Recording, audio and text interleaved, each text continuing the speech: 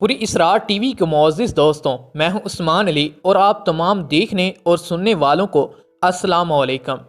ناظرین گرامی، اللہ تعالیٰ نے انسان کو مٹی اور جنات کو آگ سے پیدا کیا۔ جب اس دنیا کے پہلے انسان یعنی حضرت آدم علیہ السلام کو مٹی سے بنایا گیا تو سبھی فرشتوں کو انہیں سجدہ کرنے کا حکم دیا گیا۔ اس میں ابلیس یعنی شیطان بھی شامل تھا، لیکن ابلیس نے انہیں سجدہ کرنے سے صاف انکار کر دیا، کیونکہ ابلیس کے مطابق وہ آگ سے بنا تھا اور حضرت آدم علیہ السلام کو مٹی سے بنایا گیا تھا۔ اس کی نافرمانی کی وجہ سے اسے قیامت تک نامعلوم قرار دیا گیا اور اس کے گلے میں لعنت کا طوق پہنا دیا گیا۔ لیکن ابلیس تھا کون، کہاں سے آیا تھا اور اس کے والدین کون ہیں، اور یہ فرشتوں کا سردار کیسے بن گیا؟ آج کی اس ویڈیو میں ہم آپ کو ابلیس کے بارے میں مکمل تفصیل کے ساتھ بتانے کی کوشش کریں گے، مگر یہاں حسب روایت چینل پر نئے آنے والے تمام دوستوں سے درخواست کرتے چلیں گے وہ پہلے ہمارے اس چینل کو سبسکرائب کرتے ہوئے ساتھ موجود بیل کے آئیکن کو پریس کر دیں۔ تو آئیے ناظرین، چلتے ہیں آج کے موضوع کی جانب۔ ابلیس کے والد کا نام چلیپا تھا اور کنیت ابو الگوی تھی۔ اس کے باپ چلیپا کا چہرہ ببر شیر جیسا تھا۔ وہ نہایت قد اور اور بہادر تھا اور اس کا لقب شاشین تھا۔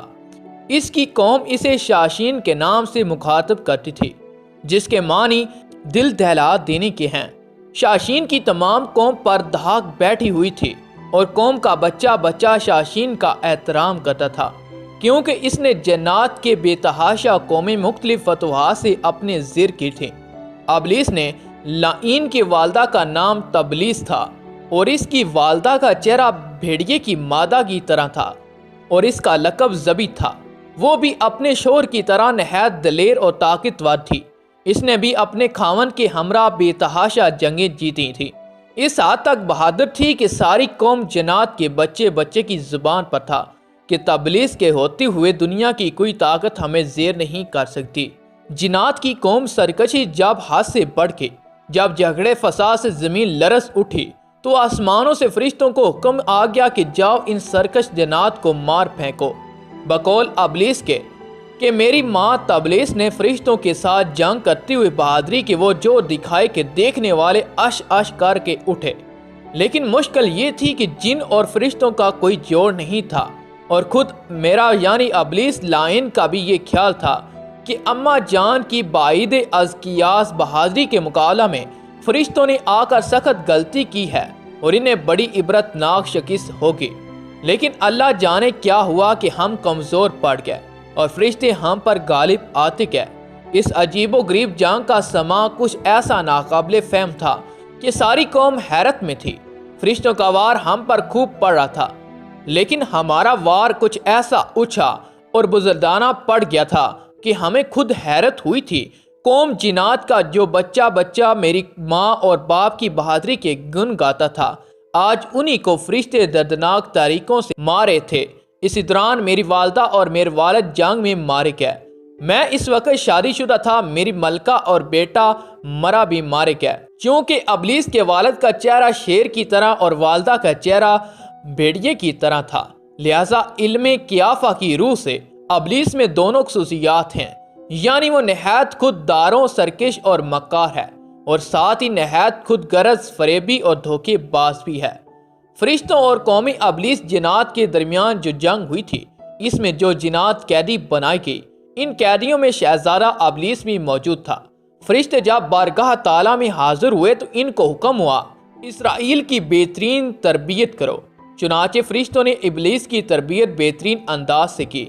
اللہ جل جلالہ کے رتبہ اور جاؤ جلال سے آشنا کیا گیا، عبادت اور ریاضت کے طریقے و آداب سمجھائے گئے، یہاں تک کہ پہلے آسمان والوں نے اس کو عابد کا کہا، دوسرے آسمان والوں نے زاہد، تیسرے آسمان والوں نے عارف، چوتھے آسمان والوں نے ولی، پانچویں آسمان والوں نے تقی، چھٹے آسمان والوں نے خاشع اور ساتویں آسمان والوں نے عزازیل کے لقب سے ملقب کیا۔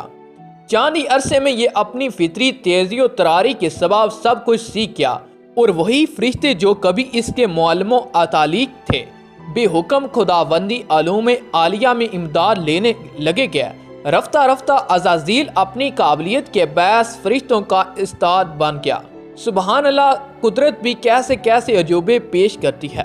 ابلیس اپنی عبادت و زہد میں اتنا مقرب ہوا کہ مختلف آسمانوں میں اس کے مختلف رتبے بنے۔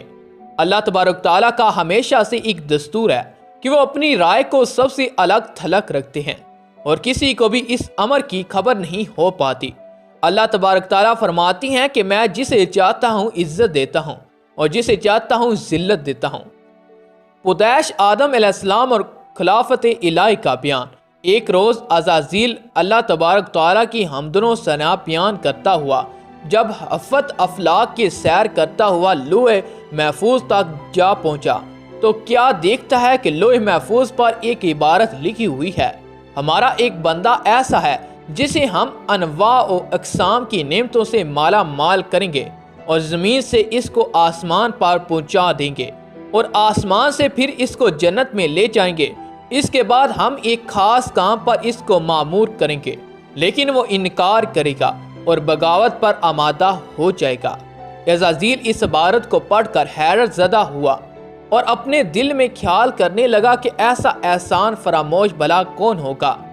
دوبارہ عبارت پر غور کیا تو عبارت کے قریب ہی نہایت واضح لکھا ہوا نظر آیا، اعوذ باللہ من الشیطان الرجیم۔ یہ پڑھ کر وہ تقریباً 2000 سال تک روتا رہا اور خود پر ہی لعن طعن کرتا رہا کہ ایسا بدبخت کون ہو سکتا ہے جو رب کریم کا نافرمان ہو۔ گھبرا کر بارگاہ الہی میں حاضری دی اور بولا، اے رب العالمین، یہ شیطان الرجیم کون ہے کہ جس سے پناہ مانگنی چاہیے ہے؟ اللہ تبارک تعالیٰ نے فرمایا کہ ہمارے ایک بندہ ہے جو انواع و اقسام کی نعمتوں سے سرفراز کیا جائے گا، لیکن ہمارے ایک حکم کو نہ ماننے کے باعث مردود و بارگاہ ہو جائے گا۔ عزازیل نے عرض کی، یا الہی، میں اس ملعون کو دیکھنا چاہتا ہوں۔ اللہ تبارک تعالیٰ نے فرمایا، تو جلد اسے دیکھے گا۔ عزازیل اسی سوچو بچار میں 1000 سال مبتلا تھا کہ اسے معلوم ہوا کہ آدم علیہ السلام کا پتلا تیار کیا جائے۔ اس پتلے کا سر مکہ معظمہ کی خاک، گردن بیت المقدس کی مٹی، سینہ عدن کی خاک سے اور پشت و شکم ہندوستان کی سرزمین کی مٹی سے، ہاتھ مشرق کی خاک اور پیر مغرب کی زمین سے تیار ہوں گے، اور باقی کوش پوست وغیرہ تمام زمین کی مجموعی خاک سے بنے گے، اور اس کے علاوہ اس میں آگ، پانی اور ہوا کو بھی شامل کیا جائے گا۔